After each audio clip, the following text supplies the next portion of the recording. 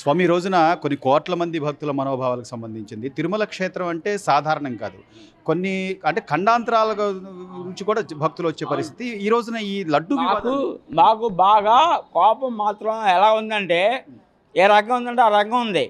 మేము 5 సంవత్సరాల నుంచి మేము బాధలు పడుతున్నాం.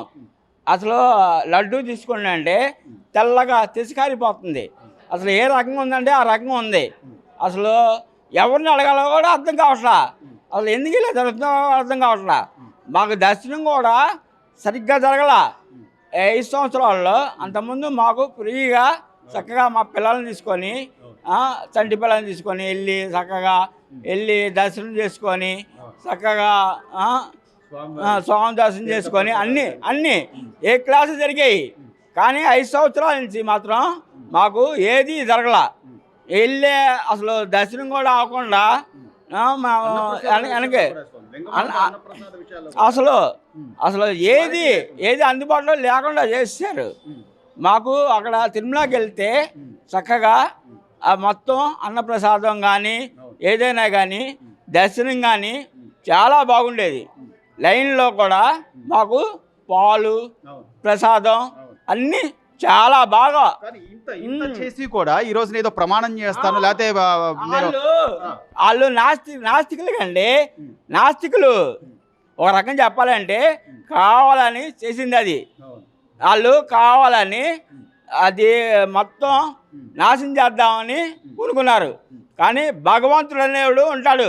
వెంకటేశ్వర స్వామి గోవిందుడు ఎవరిని వదలడు, చూస్తూ ఉంటాడు, అన్నీ చూస్తూ ఉంటాడు అన్ని రకాలుగా.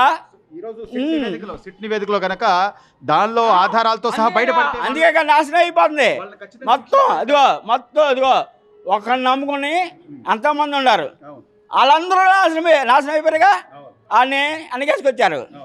మొత్తం ఆయన్ని నమ్ముకొని నాశనం అయిపోయారు. వాళ్ళ బాబు వాళ్ళ నాన్న వెంకటేశ్వర మీద కన్నేశాడు. ఆడు తుమ్ము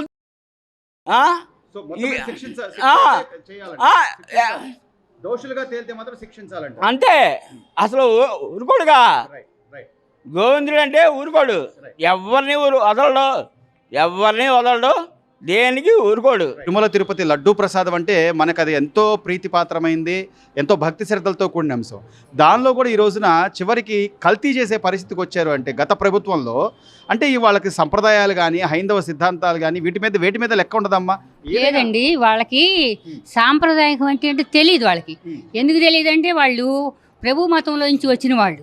ఆ మూర్ఖుడు ఏం చెప్తే వీళ్ళు అది చేసేవాళ్ళు. అసలు మనకి పవిత్రమైంది వెంకటేశ్వర స్వామి.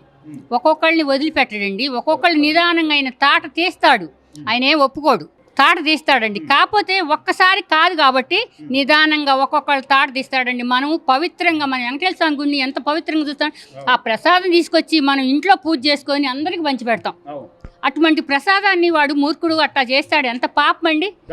గత 5 ఏళ్ల కాలంలో అన్న ప్రసాదాల దగ్గర కానివ్వండి, లేకపోతే లడ్డు సైజు తగ్గిపోయింది, పరిమాణం తగ్గింది, లేదా మనం చేసుకునే అర్చనలు కానీ లేదా పూజలకు సంబంధించిన హితోధికాలు కూడా రేట్లు పెంచేశారండి అని చెప్పి ఎంతో మంది మొత్తుకున్నా కూడా అప్పుడు ప్రభుత్వం పట్టించుకునే దాఖలాలు లేవు. ఈ రోజు వీడియోలో ఒక్కొక్కటి బయటకు వస్తుంటే ఆయన వైవి సుబ్బారెడ్డి గారు ఆ తోమాల సేవ 5,000 పెంచేయండి, అదే 10,000 చేసేయండి అంటే దాన్ని ఒక వ్యాపార కేంద్రంగా. అవునండి, వాళ్ళు కంపల్సరిగా వ్యాపారం కిందే చూశారు. 5 సంవత్సరాలు వాళ్ళు భక్తితో చేయలేదండి. ప్రతిదీ వ్యాపారం పరంగానే వాళ్ళు చేశారు.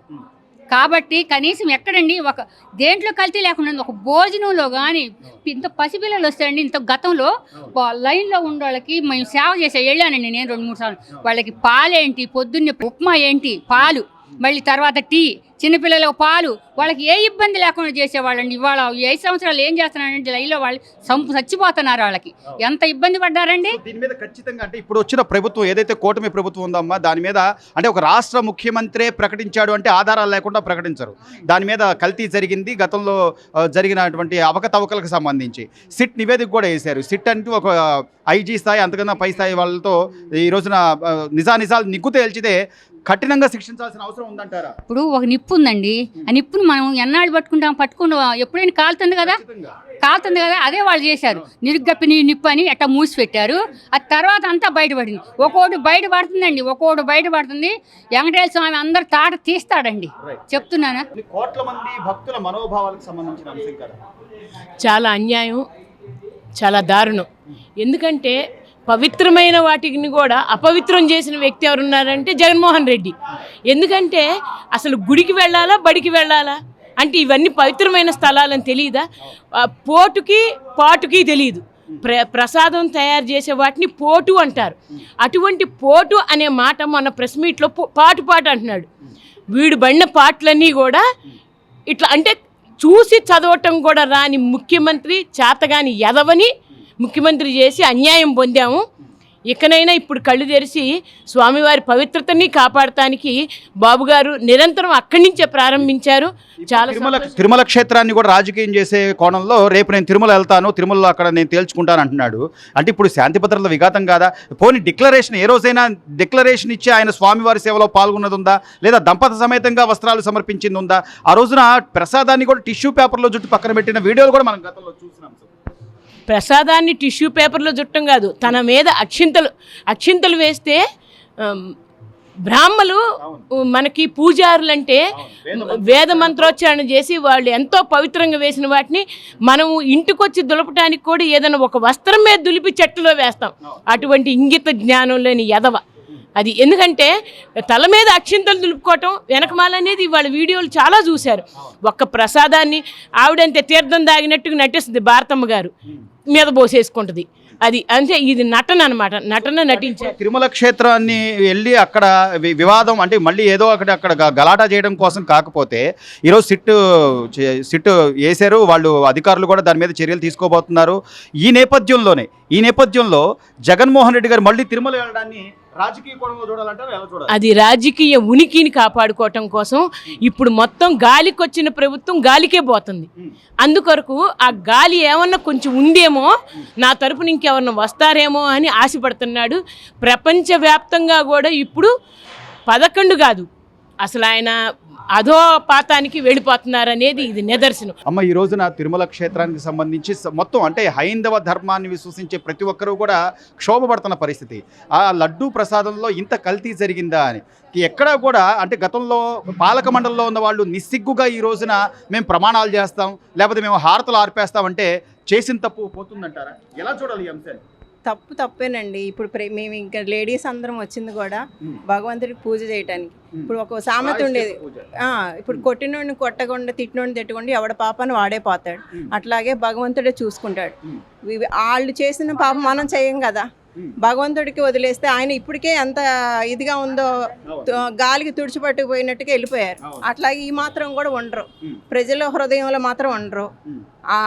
అది మనం విమర్శించి వాళ్ళన్నా కూడా వాళ్ళ కింద వెళ్ళిపోతాం, మనం భగవంతుడికే వదిలేద్దాం ఏదైనా. ఈ రోజున వస్తున్న వీడియోలు బయటకు చూస్తుంటే కరుణాకర్ రెడ్డి గారు ఆయన హారతలు ఇవ్వడం కానీ, లేకపోతే వైవి సుబ్బారెడ్డి గారు వాళ్ళ ఆవిడ ఎప్పుడు బైబిల్ చేతిలో పట్టుకున్న ఉండే ఆవిడ మంత్రోచ్చరణలు చెప్తూ జగన్మోహన్ రెడ్డి గోవిందా అని మాట్లాడే మాటలను కూడా చూస్తుంటే నిజంగా దేవాలయాల పట్ల వాళ్ళకున్న చిత్తశుద్ధిని ఎలా చూడాలి? చూసేది లేదండి, భగవంతుడికి వదిలేయటమే. మనం వాళ్ళు విమర్శించి ఎన్నన్నా కూడా దేవుడు చూసుకుంటాడు, కానీ మనం విమర్శించినంత మాత్రాన ఆ దేవుడైనా ఈ దేవుడైనా ఆత్మశుద్ధి ఒకటే అండి. మన ఆత్మలో భగవంతుడు మనకి ఈ దేవుడు ఉంటాడు, ఆ దేవుడు ఉంటాడు, అందరూ ఉంటారు. వాళ్ళు చేసిన పాపం ఈ జన్మలో కాదండి, నెక్స్ట్ జన్మకు కూడా వెంటాడిద్ది వాళ్ళకి.